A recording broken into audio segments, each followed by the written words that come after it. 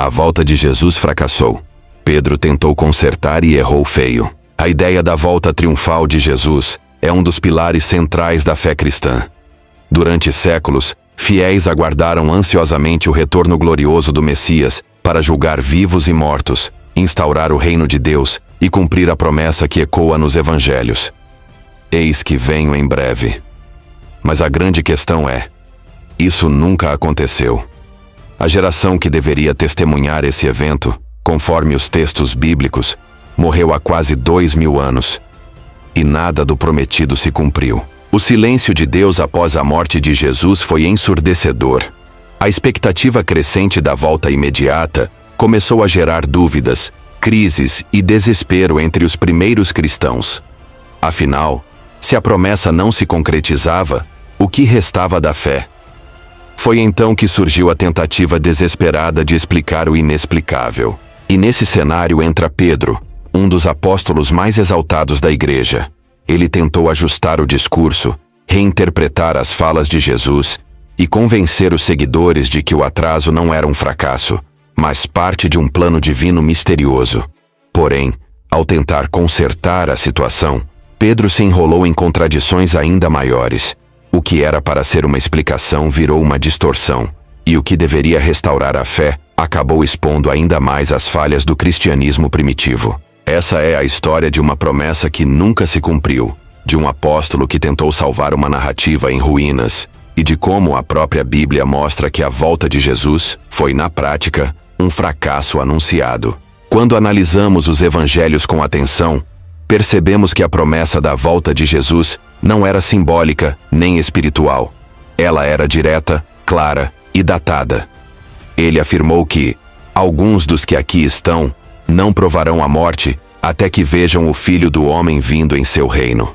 Ou seja, a expectativa era imediata, dentro da própria geração dos discípulos. O problema é que todos eles morreram. Jerusalém foi destruída, o templo virou pó, impérios surgiram e caíram. Mas a promessa do retorno nunca se cumpriu. Isso gerou um dilema gigantesco. Se Jesus errou, então ele não poderia ser o Filho de Deus. Se ele não errou, então os apóstolos não entenderam nada do que ele disse. Mas a verdade é que o tempo passou e nada aconteceu. E aqui entra Pedro. Em suas cartas, ele tenta justificar o atraso, dizendo que um dia para o Senhor é como 1000 anos e 1000 anos como um dia. Mas essa explicação soa mais como desculpa mal elaborada do que como revelação divina. Afinal, Jesus não falou em metáforas sobre milênios. Ele falou sobre aquela geração, sobre pessoas vivas que veriam sua volta. O que Pedro fez foi uma manobra desesperada para manter viva uma fé que já estava vacilando. Ele precisou inventar uma elasticidade divina do tempo para acalmar os fiéis, mas acabou revelando que até os líderes da igreja não sabiam como lidar com a frustração da promessa não cumprida. E o mais chocante é que essa narrativa foi empurrada ao longo dos séculos como se fosse verdade absoluta. Milhares de sermões, doutrinas e pregações foram construídos sobre a esperança da volta de Jesus. Mas se a promessa inicial falhou, o que nos garante que não estamos diante do maior blefe religioso da história? Se olharmos com atenção, percebemos que Pedro não foi o único a tentar salvar essa narrativa do fracasso. Outros autores do Novo Testamento também sentiram a pressão do tempo passando e da promessa não se cumprindo. O apóstolo Paulo, por exemplo, em suas primeiras cartas, falava com absoluta convicção de que ele próprio estaria vivo. Quando Jesus voltasse, nós, os que ficarmos vivos, seremos arrebatados. Mas conforme os anos avançavam e a morte chegava para todos os apóstolos, a estratégia precisou mudar. Pedro tentou a linha da elasticidade do tempo divino. Paulo depois suavizou o discurso.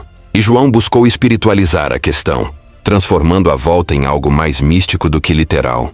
Mas no fundo, todos estavam tentando remendar um erro que já estava escancarado. Jesus não voltou quando prometeu. E esse detalhe não é pequeno.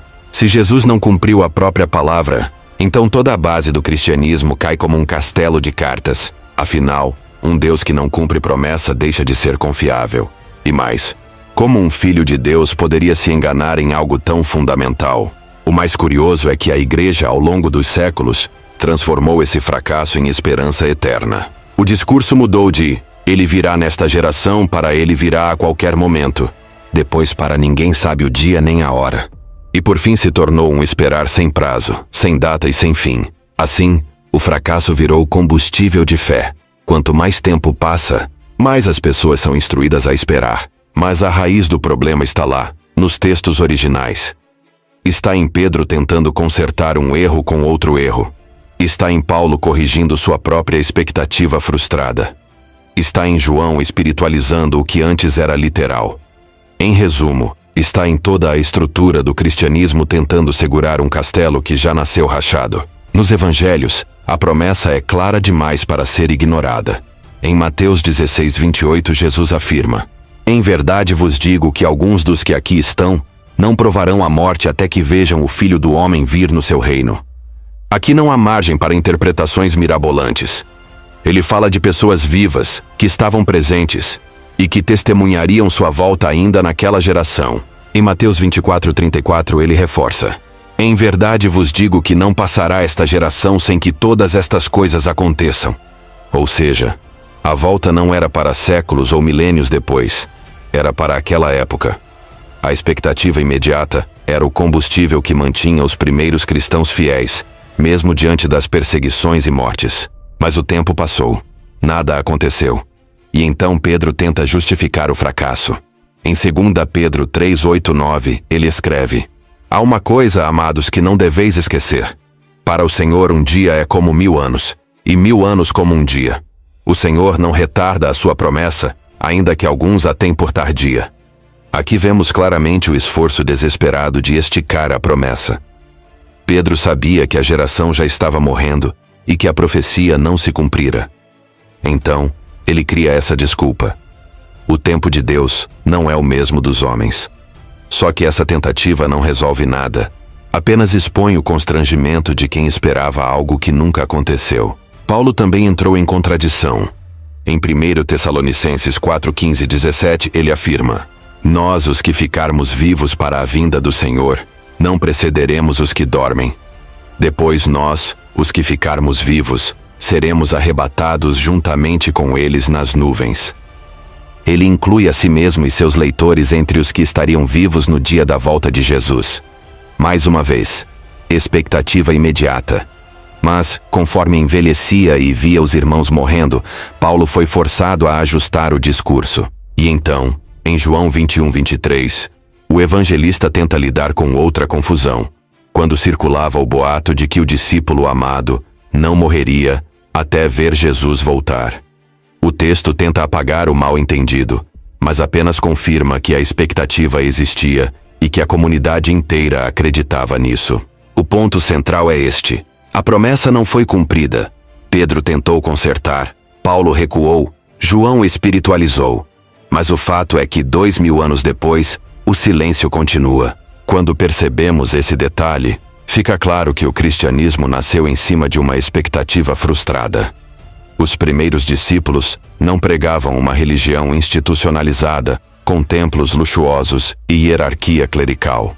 O que eles anunciavam era simples: Jesus estava voltando em breve e todos precisavam se preparar. A fé não era baseada em uma esperança distante, mas numa urgência real. Era o famoso "arrependam-se, porque o fim está próximo." Essa era a mensagem central. Mas quando o tempo passou e nada aconteceu, a igreja precisou se reinventar. E o fracasso virou doutrina. Pedro abriu a brecha com a ideia de que o tempo de Deus não segue o calendário humano.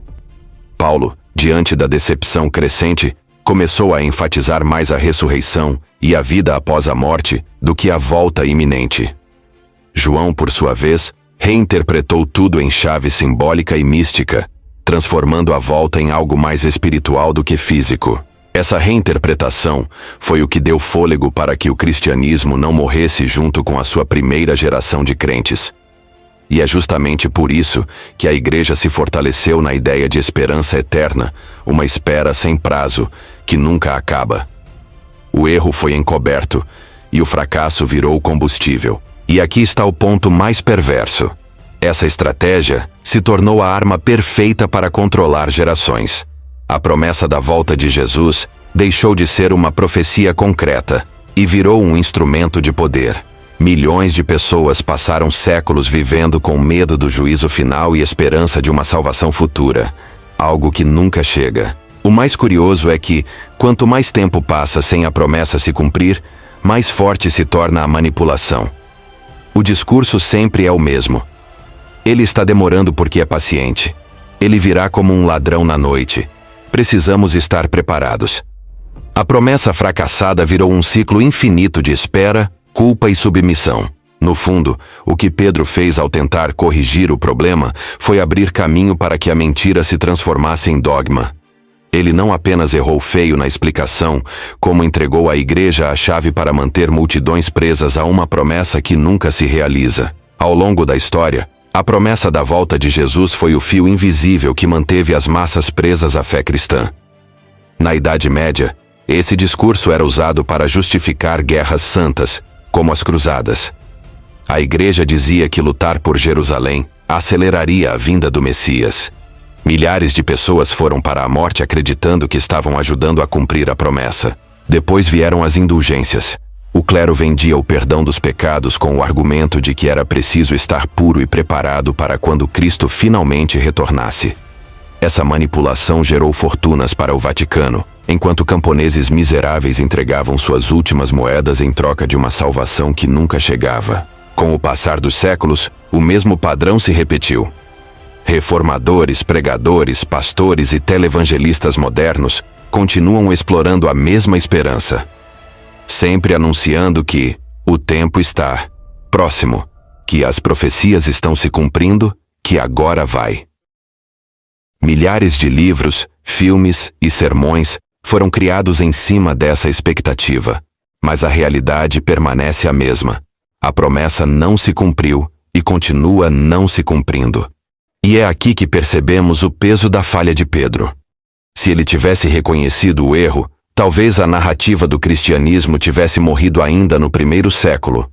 Mas, ao inventar uma desculpa e tentar espiritualizar o fracasso, ele abriu espaço para que a igreja usasse essa mentira como mecanismo de controle. 2000 anos depois, bilhões de pessoas ainda vivem presas à espera de um retorno que nunca aconteceu. E enquanto elas esperam, líderes religiosos continuam acumulando poder, riquezas e influência em nome de uma promessa que já nasceu quebrada. No fim das contas, a volta de Jesus fracassou. Pedro tentou consertar, mas errou feio. E a consequência disso foi dar à religião a arma perfeita. Uma esperança eterna, sem prazo, que mantém gerações inteiras sob controle. Esse é o verdadeiro milagre do cristianismo. Não a ressurreição, não a volta do Messias, mas a capacidade de transformar um fracasso em doutrina e uma promessa vazia em instrumento de poder.